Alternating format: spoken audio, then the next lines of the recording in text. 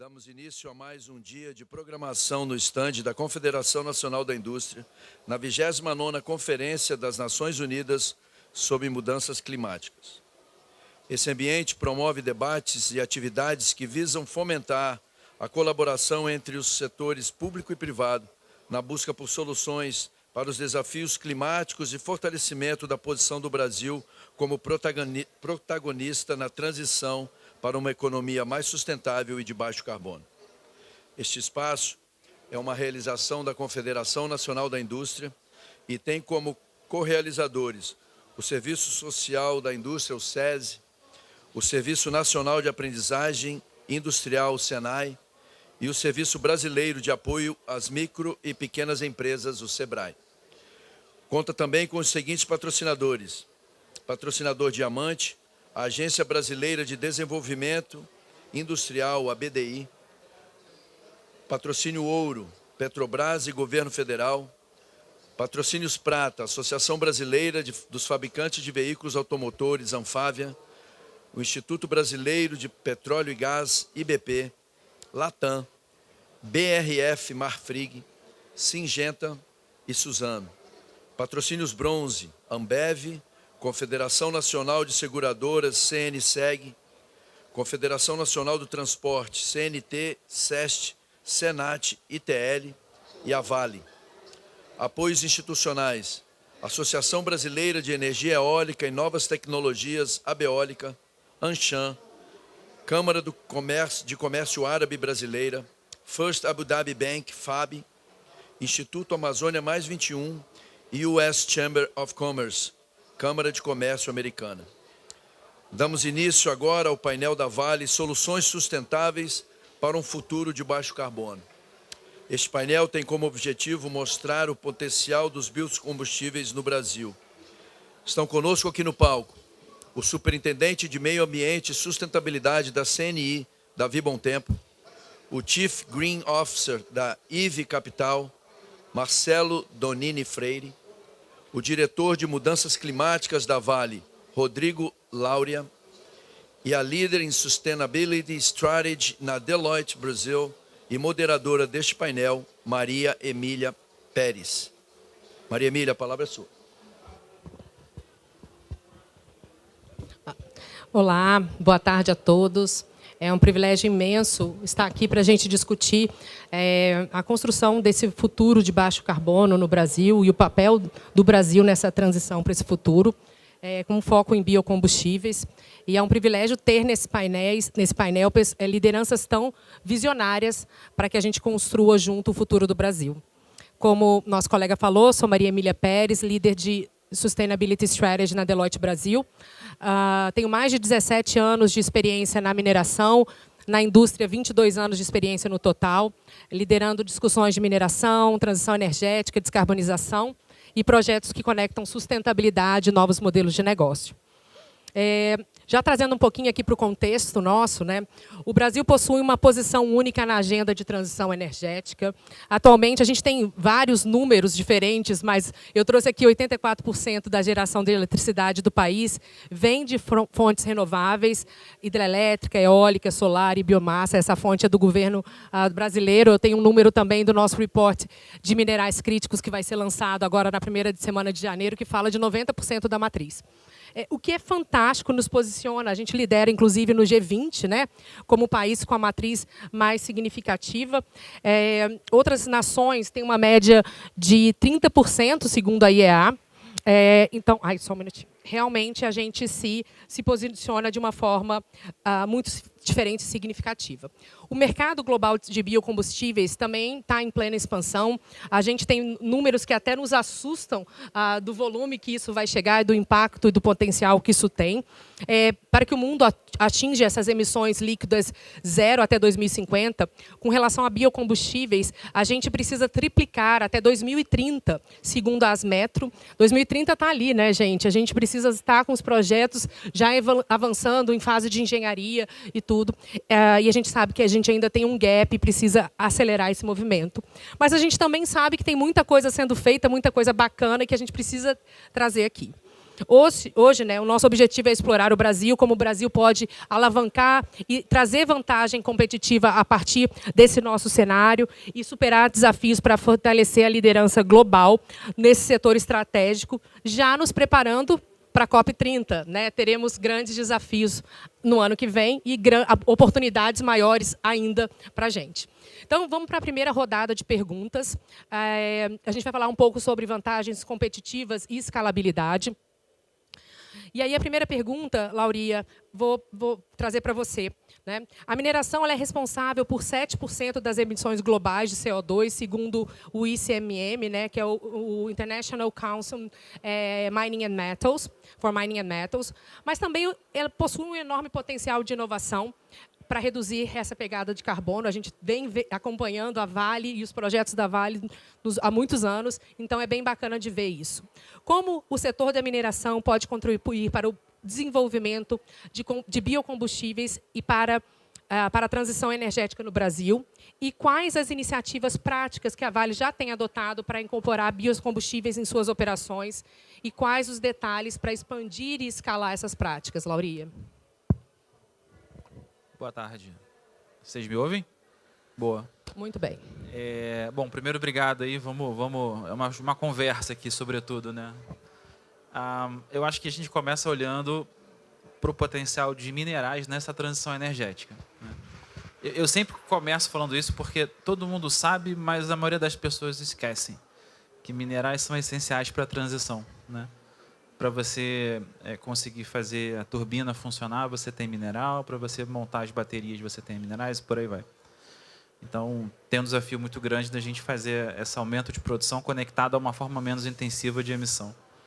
Especificamente na parte dos biocombustíveis, eu acho que a forma mais simples da gente resumir é fazer com que a indústria de mineração e outros grandes players sejam indutores de demanda.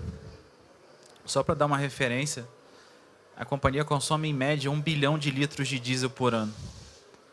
Então, você fazer um movimento que consiga chegar na escala necessária, né, e fomentar essa indústria de transição, eu acho que está aí um poder essencial. O segundo, eu acho que a partir dessa conexão, não falando só de Vale, mas falando do setor privado, conectar isso com o governo e que o governo induza também compras públicas.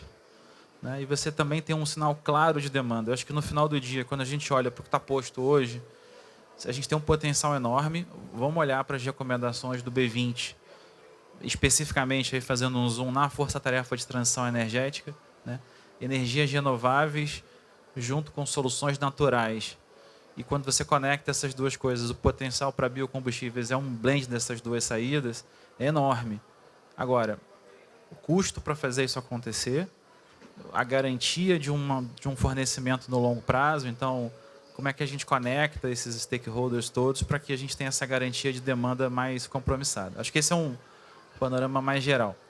Entrando um pouco mais no detalhe, além de seguir a regulação, né, e operar hoje com B14, nos equipamentos, etc., a gente tem uma clareza muito grande, né, que uma das prováveis rotas, pensando em Brasil, é o etanol. Né?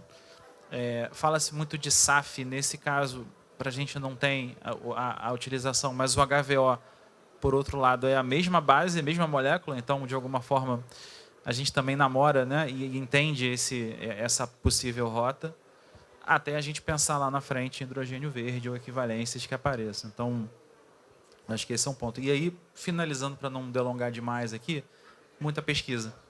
Né? Muita pesquisa no que tange a parceria com os OEMs, os fornecedores de grandes equipamentos, para que a gente possa ter desenvolvimento conjunto, né?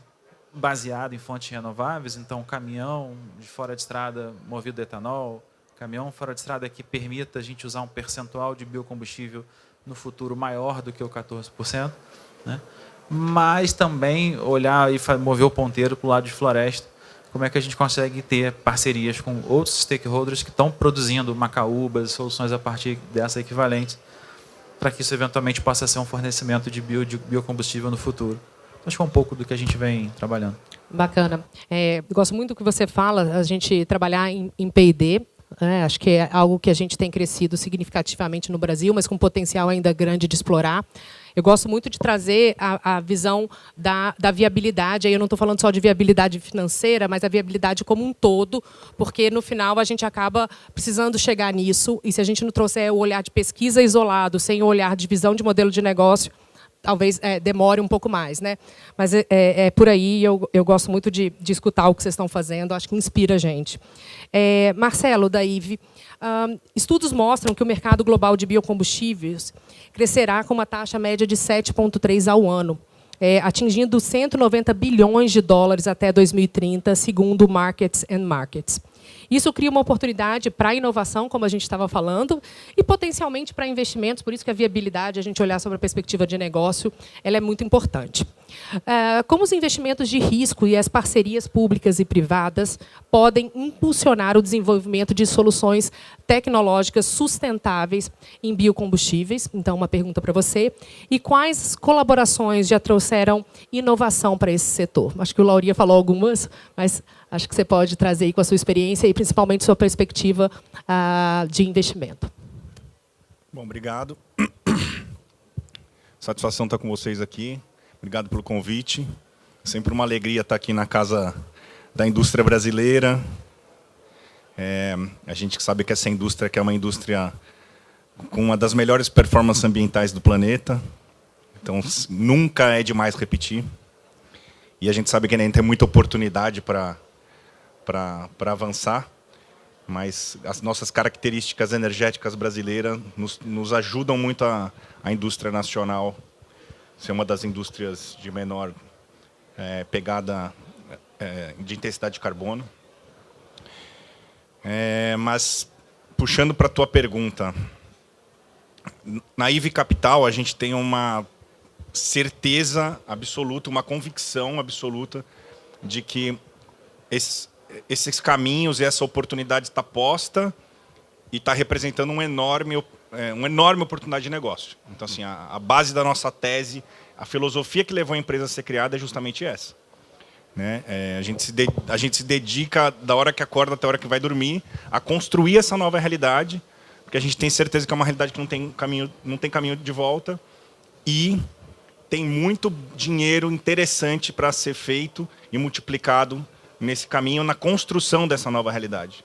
Né? Então, assim, eu me considero um ambientalista, a vida inteira trabalhando nisso, mas hoje eu sou um ambientalista que tem um chapéu de investidor. E eu acho que isso fala muita coisa. Acho que a minha trajetória profissional é um testemunho de como que a realidade já mudou e vai mudar cada vez mais. Então, você pega alguém que é um gestor ambiental de carreira, estou há 23 anos trabalhando com descarbonização, com sustentabilidade, e hoje eu me pego sendo sócio de grandes banqueiros, caras do setor financeiro. Então, assim, eu não sei se fui eu que me aproximei deles, eu estou achando que foi muito mais eles que se aproximaram de mim, o que é um sinal muito positivo. Então, o setor financeiro se aproximou com muita força do tema. O setor financeiro gosta muito de ganhar dinheiro. E é muito interessante que os negócios verdes estão cada vez se provando realmente rentáveis, realmente bons negócios, realmente boas oportunidades. E aí, quem se posicionar melhor dentro desse tabuleiro na frente, com certeza vai conseguir oferir os melhores resultados. É daí que vem a nossa aposta de estar bem posicionado nisso. E a nossa aposta é tão grande nesse aspecto, que eu vou já te trazer exemplo de uma das iniciativas que a gente se dedica. A gente está, nesse momento, num fundraising para um fundo específico para a SAF, Sustainable Aviation Fuel. Tá? E de onde que está vindo isso? Isso é um mix de investimento com inovação. Né? Então, dentro da IVE Capital, a gente tem um braço de negócios que ele é uma inspiração, ele emula um modelo de inspiração que existe dentro do BNDES. Né? Eu tenho uma parte dos meus sócios, são equipe ex-BNDES, o Gustavo Montezano, lá, o nosso CEO, é o ex-presidente do BNDES. E a gente trouxe essa inspiração para a empresa de montar uma fábrica de projetos. Porque o que a gente está falando aqui, na verdade, é a construção de novas indústrias. Nós estamos falando de construir novos setores da economia, novas indústrias do zero. E aí, sob uma ótica de investimento, se eu não tivesse inovação, e alguém não cortar esse mato alto, vamos dizer, se alguém não for na frente abrindo caminho, a gente não vai dar condições para que o investidor consiga alocar em algum lugar. Então, é um misto de inovação com necessidade e com criação da oportunidade de investimento. Né? Hoje, no chapéu de investidor, eu não tenho onde colocar um cheque para a SAF no Brasil. numa larga escala, dentro de uma indústria já madura e desenvolvida num certo nível de maturidade para um investimento.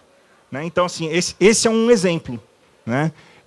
E aí é uma fase preliminar onde você está estruturando os projetos. Então, esse fundo, por exemplo, ele é um fundo que vai remunerar o investidor no projeto. Um pouco aquela lógica de PCH, que a gente tinha das PCHs. Você custeia a elaboração do projeto e depois você vende o projeto para alguém que aí vai botar um capex de bi para levantar a indústria, vamos dizer. Né? Mas se eu não tiver o projeto, as aprovações, o desenho, toda a logística desenhada, o supply chain, o feedstock, eu não vou conseguir ter onde alocar esse cheque. Então, acho que esse é um exemplo. Outro grande exemplo, a gente estava conversando agora no café aqui. Eu trouxe para o Brasil no ano passado, a convite aqui da UNFCCC, o Innovation Hub for Climate Change aqui da ONU. E pô, foi a primeira. O Brasil estava ficando de fora disso. Né? Então, acho que assim, é um hub de inovação para soluções climáticas. Acho que esse é um outro caminho da gente conectar o setor privado, setor público, com investimentos. E, por último, mas não menos importante, acho que a gente tem que olhar também cada vez mais com muito carinho para o P&D, cara. E acho que já existe uma maturidade nacional hoje de entender P&D de uma forma mais aplicada, né? Um P&D aplicado, né? Que infelizmente a gente é campeão de produzir inovação, principalmente na academia, né, tradicional, uma inovação que fica na gaveta. Eu acho que a sociedade brasileira já entendeu que passou da hora de ter uma inovação realmente aplicada, como é que isso vira economia real e como que isso transforma. Não, isso é muito legal, conectando com a moderadora dando pitaco, né? Mas quem me conhece sabe. Mas a gente tem uma pesquisa que mostra como vai ser o futuro do P&D. Né? E o futuro do P&D ele sai de um presente que é muito focado em experts técnicos, e aí por isso essa tendência, né, de às vezes não ser tão aplicado pela paixão pela tecnologia. É normal e necessário a gente ter a visão desses experts técnicos, tá? Não me entendam mal. Mas você começa a mudar um pouco do perfil do profissional do P&D. Você primeiro começa a trazer analistas de dados. A base de qualquer coisa vai ser dados, vai ser inteligência artificial. Então, você começa a trazer esse tipo de perfil. E você começa a trazer o perfil do investidor, do cara do modelo de negócio, do cara que pensa no business, né? Que é a aplicabilidade. Então, isso é muito, muito legal de ver como é que né, as pesquisas realmente estão direcionando para o futuro que a gente precisa e quais serão os modelos desses novos centros de pesquisa, como que os hubs de inovação também se conectam a esse novo modelo, onde as startups, muitas vezes, vão acoplar em grandes pesquisas de P&D, porque elas trazem um valor muito mais direcionado para algo de ganho de impacto. Então, tem toda uma discussão ao redor disso, só para colaborar aqui um pouquinho. E agora, eu vou pedir para o Davi falar um pouquinho aqui para a gente, né, sobre a perspectiva da CNI. Também tenho maior orgulho de estar aqui no stand de vocês, junto com a Vale e com a Ivy trabalhando. Tenho uma grande admiração pelo que vocês têm feito. Com relação ao ambiente regulatório, é crucial para o desenvolvimento do mercado de biocombustível. Né? Como a gente falou aqui, o Marcelo falou bastante disso. Né? Quando a gente olha o todo, a gente tem que olhar a transição das cadeias e, para isso, a regulamentação, as políticas públicas por trás são de extrema importância. Por exemplo, o mercado de crédito de carbono global ele tem um potencial de movimentar 50 bilhões até 2030. Isso foram fontes do governo brasileiro. Diante disso, como que você vê que o Brasil pode criar um ambiente regulatório que acelere a transição energética? Qual o papel do mercado de crédito de carbono e os instrumentos de financiamento verde, como Green Bonds, podem desempenhar para impulsionar esse setor? Como que você vê toda essa articulação aí que a gente precisa para viabilizar isso? Obrigado, Maria Emília. É sempre um prazer estar aqui, podendo falar desse assunto.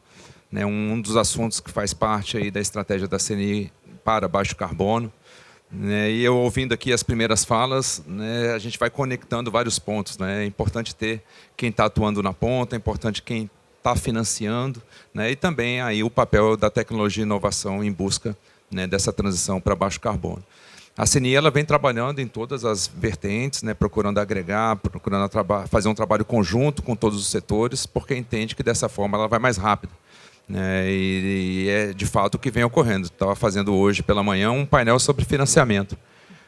E agora muito junto do setor financeiro, muito junto do setor de seguros, mas também aí entendendo como que a gente poderia resolver algumas barreiras, alguns desafios para que a gente possa avançar nessa agenda.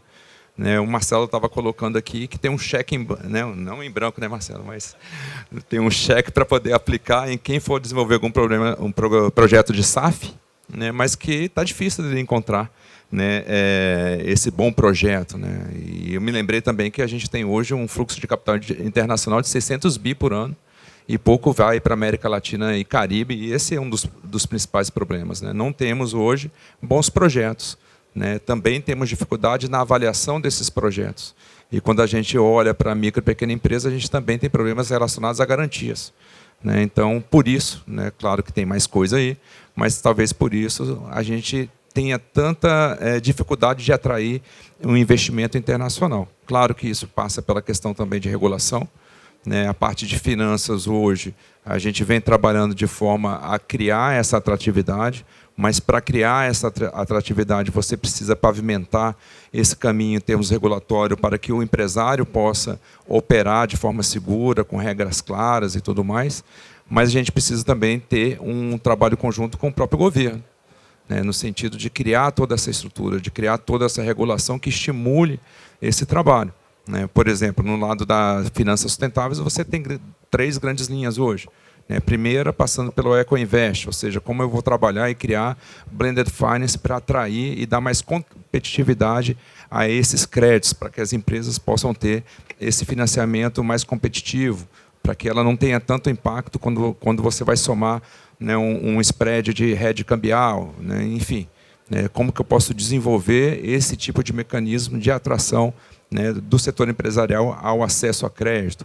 Você tem uma outra linha, né, da parte de títulos soberanos, né? Eu estava num evento lá no Brasil de Wind Power e se falava muito, né, na concepção desses títulos como um dos caminhos que mais poderiam ser acessados para você atrair esse tipo de investimento e financiar principalmente grandes obras de infraestrutura, né? E, por fim, todo o trabalho de taxonomia, né? Um trabalho que está sendo baseado em experiências internacionais, né? Colômbia, México e União Europeia, mas que precisa também internalizar e capturar a especificidade do Brasil.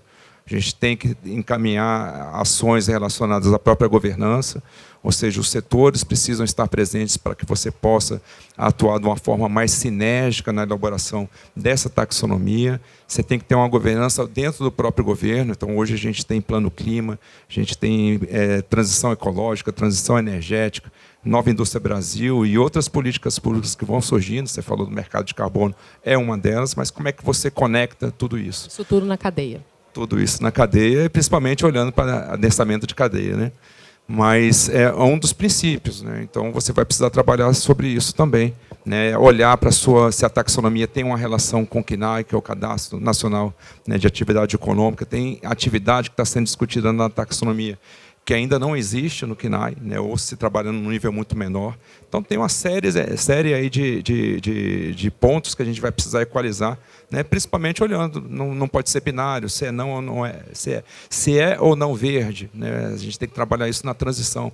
A gente precisa estimular que os setores façam essa transição de forma paulatina, toda a questão de transição justa. Então, tem um arcabouço aí desenhado que a gente vai precisar encaminhar de uma forma bem intensa aí, junto com todos os setores, né? Não, ótimo. E só reforçando o ponto que você trouxe, e a gente tem debatido muito, eu e o Lauri até tivemos um jantar essa semana falando muito disso, sobre a transição de cadeia, né? Quando a gente fala de viabilidade, de tudo isso, se você traz o olhar da cadeia, você consegue, né, trazer de forma mais clara o impacto e a viabilidade. Se a gente olha de forma isolada em alguns setores ou algumas empresas, a gente tem uma dificuldade muito maior de mostrar a viabilidade. E até mesmo de pressionar para que a gente consiga trazer para a mesa algumas discussões que muitas vezes, isoladamente, a gente não conseguiria trazer. Mas, enfim, muito obrigada. Agora a gente vai passar para a segunda fase aqui de perguntas. E agora a gente vai explorar um pouco a importância das parcerias. Acho que a gente já falou bastante isso. Não tem como falar de sustentabilidade se a gente não fala de parcerias. Mas como a gente faz para que a gente possa maximizar o impacto dos biocombustíveis? Segundo Irena, parcerias públicas e privadas podem reduzir os custos em até 20% e acelerar a adoção de biocombustíveis. Com isso em mente, gostaria de fazer uma pergunta para todos vocês, uma pergunta comum para todos os panelistas. Quais tipos de parcerias entre setores público, privado e internacional são essenciais para acelerar a adoção de biocombustíveis no Brasil? promovendo benefícios socioeconômicos, né? A gente sabe do impacto na sociedade, tudo isso que a gente falou, a gente sabe do trabalho imenso que a Vale também vem fazendo. Como o crescimento desse setor pode gerar impacto positivo nas áreas rurais e contribuir para a inclusão social e geração de emprego. Para todos vocês. Quem quer começar? Rodrigo? Posso começar? Acho que duas perspectivas para complementar a resposta. A primeira, voltando no meu primeiro ponto, de olhar onde estão os sinais claros de demanda, né? A parceria que a gente fez agora com a Petrobras para buscar a opção de biocombustíveis em larga escala. Então, aqui você tem uma perspectiva que são grandes players, oferta e demanda conectados para gerar um movimento claro dentro do mercado.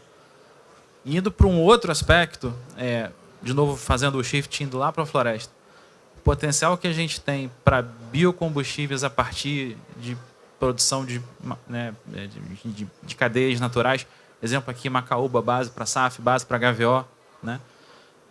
Enfim, o potencial que a gente tem de pensar arranjos conectando todo esse ecossistema. Então, eu tenho áreas degradadas, que eu consigo projetos envolvendo pequenos produtores, médios produtores, em territórios que a maioria das, como dizia um ex-chefe meu, infelizmente essas soluções não estão na Champs-Élysées. Então, via de regra, a gente tem uma oportunidade onde os IDHs são mais baixos.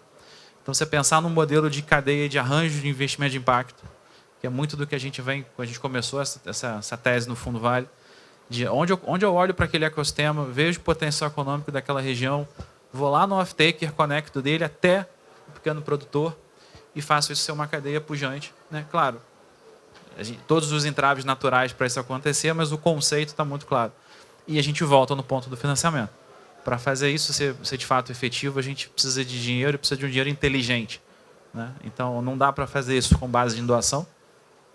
E não dá para você imaginar que isso vai estar pronto por obra e graça do destino. Então, a gente precisa fazer um movimento intencional, adensando cadeias e fazendo com que isso seja, de fato, um movimento estruturante. Então, são duas perspectivas de quem talvez esteja já mais pronto, na perspectiva de quem consome. Então, você tem um win-win aí de quem tem mais punch, mas, ao mesmo tempo, não perdeu a perspectiva de que você pode fomentar e criar isso de base. Muito bacana. Marcelo. Bom, eu sigo aqui o voto do relator, reitero as palavras aqui do Rodrigo e o exemplo da Macaúba é um exemplo excelente mesmo. Mas, de novo, alguém tem que dar os primeiros passos, tem que tomar o risco, tem que acreditar, tem que fazer acontecer. E são soluções incríveis da gente tá trazendo uma nativa, recuperando áreas degradadas, melhorando a qualidade ambiental do solo, indicadores ambientais gerais e gerando combustível limpo e renovável. Inacreditável, é lindo. Mas precisamos sempre do primeiro passo, né? Projetos estruturados, previsibilidade. O Davi também citou aqui uma questão que é fundamental. Assim, a gente tem que ter uma mínima previsibilidade para fazer qualquer tipo de investimento, né? Esse tipo de situação ela é muito determinante, né? Então, às vezes, até alguns passos regulatórios que parecem que estão ajudando, eles acabam atrapalhando, porque eles acabam trazendo mais imprevisibilidade. Às vezes, algo que é ruim, mas que já está conhecido, em termos de investimento, é melhor do que algo que pode ser bom, mas não está definido, né? E isso acaba segurando investimentos. A realidade é essa. Tá? Acho que esse é um outro ponto. E aí existe um outro ponto que a gente muitas vezes esquece, que eu quero puxar também, destacar para a nossa conversa, sobre essas parcerias público-privadas, como é que os governos, a sociedade civil podem interagir. E em biocombustíveis, vamos puxar para biocombustíveis mesmo. Nós precisamos de parcerias público-privadas e a gente precisa de apoios e de trocas realmente efetivas, justas, corretas e alinhadas, de alinhamentos metodológicos e comerciais. Porque assim, o que é biocombustível para um, às vezes não é biocombustível para outro, e a realidade nossa está sempre tendo que se defender o tempo inteiro, né? Eu acho que esse alinhamento público, e aí o público é muito importante, né? Então, assim, eu preciso que o público brasileiro defenda a realidade da produção de biocombustíveis brasileiros, seja ele qual for. Tá? E que também faça esse advocacy, né? O nosso público privado precisa fazer um advocacy com o público privado do exterior, né? Precisa combinar o jogo com o resto do mundo. E as consultorias também, eu tenho provocado esse papel, a gente conversou, a gente precisa ter esse papel de fazer esse alinhamento global, de puxar essa discussão, de trazer o olhar para o Brasil. Então, a gente, só me incluindo, né, a gente tem esse papel muito importante. O Brasil, nós temos um histórico incrível de produção de biocombustíveis, né? Então, assim, já é algo que a gente está muito habituado. Mas o que é biocombustível para a gente, muitas vezes, para o gringo, não é. Né? Mas assim, é uma falta de olhar para a realidade brasileira. Né? E vamos combinar que, e às vezes, no território brasileiro, para ele não é, mas no dele é. Então, assim, isso também eu acho que as parcerias público-privadas são um caminho fundamental para resolver, para endereçar esse assunto. Porque esse assunto segura muito investimento e segura muito desenvolvimento. Bom, puxando aqui, já pegando o gancho do Marcelo, PPPs, né, acho que hoje, quando você compara com outros países, a participação privada hoje no Brasil, em termos de projeto, é 14%, a OCDE é muito mais de 50%. Talvez por todos os fatores que a gente elencou aqui, né, talvez você não tenha essa segurança toda que o Marcelo colocou aqui, em relação a colocar dinheiro num projeto que você não tenha tanta garantia assim. Né, alguma coisa que depende tanto de outros fatores, né, que você acaba criando uma certa resistência de se arriscar. Né, então, aí a gente já entra na parte de gestão de risco também. Né, e assim, é uma preocupação grande de você ter isso, por isso que se trabalha tanto em termos de política pública. A gente teve o exemplo aí do combustível do futuro agora, né, uma política pública que, ao meu ver, ela é, de certa forma, inovadora, juntamente com o hidrogênio de baixo carbono. Por que eu falo isso? Porque ela começa a incentivar o lado dos incentivos econômicos. Né? Se você pegar o texto que foi aprovado no Congresso do hidrogênio de baixo carbono, você vê duas linhas muito importantes. A primeira em relação a um regime de incentivo que ele suspende por algum tempo a incidência de PIS, COFINS e de imposto de importação por 5 anos.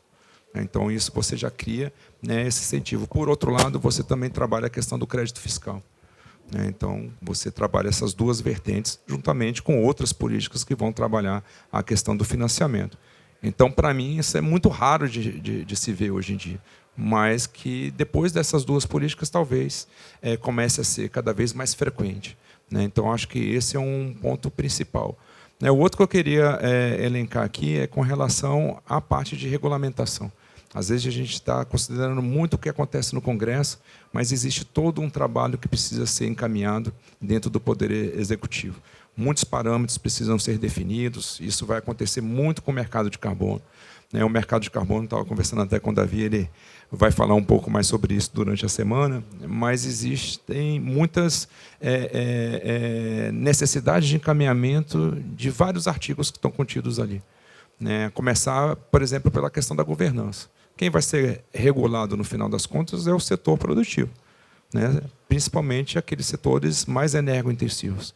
Então, é necessário que esses setores, de alguma forma, estejam presentes também na definição dos seus planos de alocação, que são as metas que vão ser aí traçadas para a descarbonização de todos esses setores. A parte de MRV, que é a metodologia. A metodologia hoje ela precisa ser aderente a vários contextos nacionais e internacionais. Você precisa desenvolver essa linha e ela pode concorrer de forma conjunta à tramitação do Congresso. Então, isso poderia, e acredito que já está sendo bastante aí visualizado e encaminhado dentro do Executivo. E o terceiro ponto é com relação ao próprio mercado, como que essa relação vai ser feita entre as allowances e também os offsets. Que percentual que vai ser contemplado?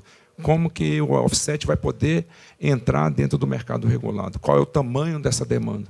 Então, muita gente fala, Davi, esses dois mercados são concorrentes. Eu falei assim, não, são complementares, desde que o crédito seja bom. Se ele for bom, a demanda vai aparecer a partir do regulado. Se ele não for bom, ele não entra por causa dos critérios. Então, é uma forma de se fazer também aí esse recorte. Então, muitos exemplos aí vêm aparecendo dentro dessa temática aqui. Biocombustíveis, carro-chefe, acho que dentro do combustível do futuro você estabelece os mandatos, estabelece os percentuais, isso cria a demanda também.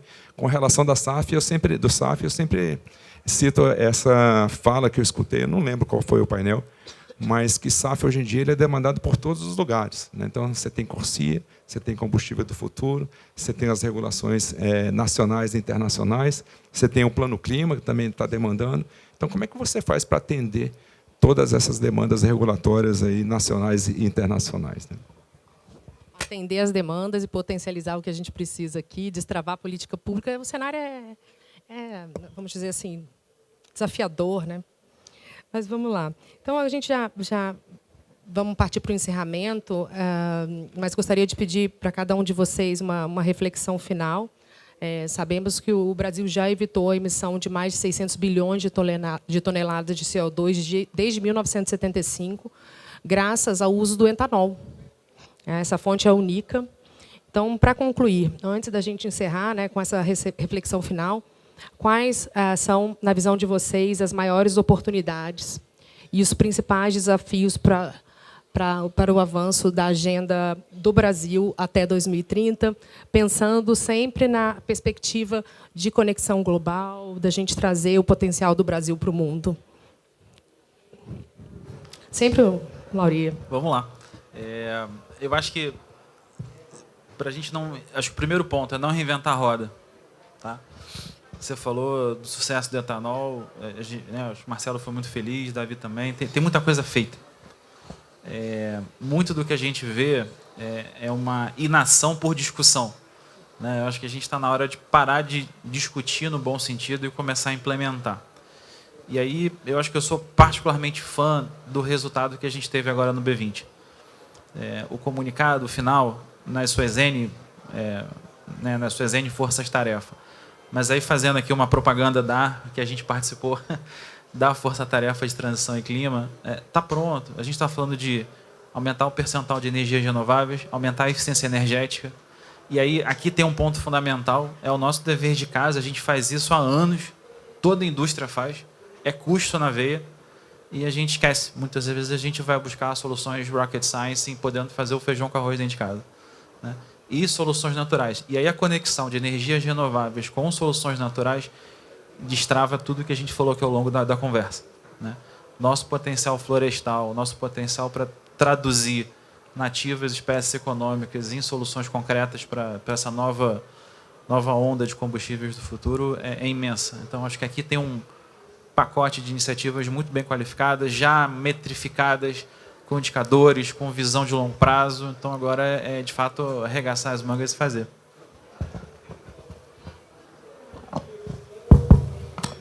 Bom, acho que seguindo em linha aqui com o que o Rodrigo trouxe, acho que para além, obviamente, da redução do desmatamento no país, que a gente sabe que é um grande X da questão, o Brasil tem realmente a oportunidade posta de renováveis, energias renováveis nas suas diversas formas, né, mas essa energia em forma de biocombustíveis. Acho que fica muito claro para a gente isso. Então, se a gente tirar o desmatamento num capítulo separado, o que a gente olha e o que a gente precisa sempre lembrar, tirando o desmatamento, a grande questão brasileira em termos de emissões, e principalmente da logística e da indústria, é diesel, né? A Maria colocou muito bem no começo, poxa, nós temos uma matriz elétrica de 84%, 83%, 84%, a gente tem uma matriz energética geral que fica ali em torno dos 50%, mas quando a gente olha os comparativos do Brasil com outras economias do G20, em termos de uso de diesel, a gente não é tão campeão como as outras questões. Então, assim, acho que existe sempre, a gente tem que lembrar que ainda existe essa dor na economia brasileira, uma dependência gritante de diesel. E, muitas vezes, a dependência gritante de diesel para a produção de biocombustível. E o que é uma pena, né? E aí a gente tem que ficar escutando outros mercados falarem, pô, mas o seu combustível não é tão verde assim porque você está dependendo de diesel para produzir ele. O que não está totalmente errado, né? Então, acho que, assim, para mim, esse é um grande caminho assim, que está bem posto, está bem claro, não tem dúvida de que essa oportunidade está aí. A gente conseguir reduzir a dependência do diesel fóssil é um caminho sem volta, claramente marcado e que está dado dentro da realidade brasileira.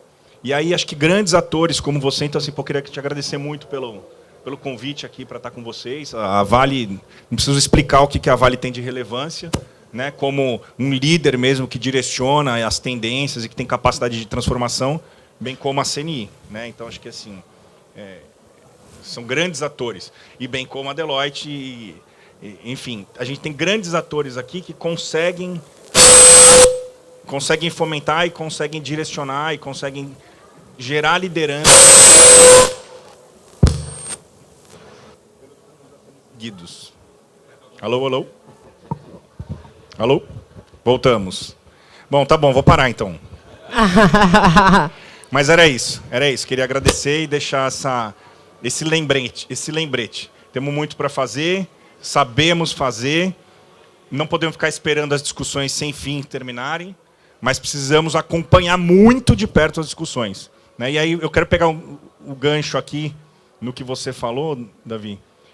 A gente tem obrigatoriamente, tendo espaço ou não, a gente tem que provocar o espaço de participação, né? Porque realmente as notícias recentes, por exemplo, agora em termos regulatórios, elas deixam a indústria, elas deixam o setor econômico na incerteza de como que as coisas vão ser regulamentadas, o que vai acontecer, como as alocações vão se dar. E a gente também não pode muitas vezes ficar esperando, né, cara? A gente tem que muitas vezes construir esse espaço de participação. Acho que a gente precisa muito de participação. Não tem mais volta. É um jogo econômico pesado. É um jogo econômico. Quem não estiver participando vai acabar tendo que seguir a regra que foi imposta pelos outros, né? Então é isso. Bom, acho que a sua campainha tocou, não foi? Acho que foi a Maria Eugênia que tocou aí essa campainha. Não, não fui eu, não. Mas, enfim, acho que... Normalmente eu vou, abraço a pessoa, começo a pegar o microfone, isso mais... Tá mais light, né? Mas, bom, acho que eu vou nessa linha também, né? Me lembra muito, em algumas visitas que a CNI fez, né? Ela frequenta e atua muito em âmbito nacional e internacional, e eu lembro que, num certo fórum, só se falava de dois assuntos, né, que era segurança alimentar e segurança energética. Claro, carbono também, né, que vai tocando nos dois. Mas a gente voltou com essas duas agendas na cabeça e, de certa forma, a gente desdobrou, né, no que a CNI poderia induzir em termos de influência em política pública, que é a nossa missão, né, para isso que a CNI existe. E a gente conversou muito aqui ao longo da semana também, e você falava muito, você começou a falar em transição energética, depois transformação, depois evolução, né? E o outro termo eu esqueci agora, mas é que cada um enxerga essa mudança de uma certa forma, né? Eu acho que não tem que ser uma mudança abrupta, né? É uma mudança paulatina, até porque você tem que contemplar, né, outras variáveis, né, sociais, como emprego, renda, né, e desenvolvimento regional e tudo mais, né? Então não dá para você fazer uma mudança da noite para o dia. Isso tudo é paulatino, né? E é claro que hoje sustentabilidade é fator de competitividade. Então, mas você precisa saber a forma que você vai implementar esses mecanismos de mudança, né? Então acho que esse é um ponto que a gente tem que prestar bastante atenção, até para você não causar outros problemas em relação a variáveis macro e microeconômicas, né? Queria deixar aqui um recado também para a COP30, né? Acho que COP30 vai ser uma oportunidade da gente mostrar o que a gente vem mostrando na COP29, é muito relacionado aos entendimentos em relação ao financiamento, aí, trazendo a parte de negociação, mas muitos projetos aqui têm sido anunciados, né? Acho que COP30 é época de ser mostrados os resultados, né? Resultados que o Brasil não vai mostrar desde agora, né? Resultados que vêm desde a década de 70, né? Com a nossa agenda de biocombustíveis, né? E não é só o etanol, tem o biodiesel, né? E outras alternativas, outras opções, né? Como bem o Rodrigo colocou, que não existe solução única, né? Então a gente tem um portfólio aí de alternativas dessa agenda de competitividade, né? É esse recado que eu queria deixar e o convite para a gente pensar isso também para a COP30. Não, perfeito. Muito obrigada a vocês, Lauria. A gente já, né, somos colegas de longa data. Ive e Marcelo, a gente também tem discutido, falado muito da transição, CNI como um articulador aí mais do que importante. Mas eu primeiro vou fazer... Ele vai fazer o que eu faço. Ele começa a chegar perto da gente para... Espera aí que ainda tem mais. Calma. Uma campainha para ele, que não é assim, não. Calma. Mas, assim, eu quero falar um pouquinho com vocês, fazer um wrap-up do que a gente falou aqui. que eu acho que é super importante. A gente trouxe debates muito ricos. Só para o final aqui, a gente está falando muito de como a gente conecta e mostra para o mundo o potencial brasileiro, mas a gente ainda tem um gap com relação ao entendimento disso e de como a gente traz dados do Brasil, quando a gente fala de etanol, biocombustível, SAF, crédito de carbono, tem participado de diversas discussões globais, e como ainda tem um baixo entendimento do que a gente tem como potencial de bioeconomia real, né? Então, eles consideram os dados globais como sendo os dados reais, os únicos dados. E eu tenho provocado também a gente internamente, e me coloco à disposição de vocês, para que a gente realmente seja um veículo dessas pesquisas e desses reports que possam mostrar para a comunidade internacional o impacto do Brasil. A gente falou aqui, vou fazendo um wrap-up, a gente falou sobre colaboração o tempo todo, era um dos focos. A gente falou de viabilidade, a gente falou de inovação e investimento, mas eu vou fazer um deep dive em alguns deles. Um ponto que a gente falou foi a parte do P&D, da pesquisa e desenvolvimento aplicável, mas como é que o avanço dessa pesquisa e desenvolvimento num caminho de viabilidade desses projetos, da viabilidade econômica, financeira e de impacto social. A gente precisa trazer essa perspectiva holística. E como é importante para a gente mostrar essa visibilidade, a gente mostrar uma visão setorial e de indústria, porque assim a gente consegue tracionar discussões como políticas públicas, taxonomia, tudo isso que, se a gente trabalhar de maneira isolada, a gente vai ter menos poder para chegar mais à frente. A gente falou, você falou muito bem, Davi, sobre a questão de segurança pública, segurança regulatória. Tem sido realmente um ponto que a gente ainda precisa acelerar, temos feito muito, mas quando a gente também fez um report no ano passado sobre Green Finance, a perspectiva brasileira, o principal ponto, quando a gente falou com os investidores internacionais, e na Climate Week esse ano, aqui também, volta sempre o ponto da segurança política, da segurança regulatória. A gente enxerga também o potencial das discussões, o que a Vale tem feito muito bem, a IVE também, das discussões da transição da cadeia, fazendo consórcios para trazer a viabilidade, fazer muito dessas coisas acontecerem. E a necessidade de incentivos econômicos, créditos fiscais, dentre outras coisas que a gente falou por aqui hoje, que isso faz na necessidade desse movimento integrado. Lauria falou do trabalho que veio do B20, realmente um trabalho muito rico.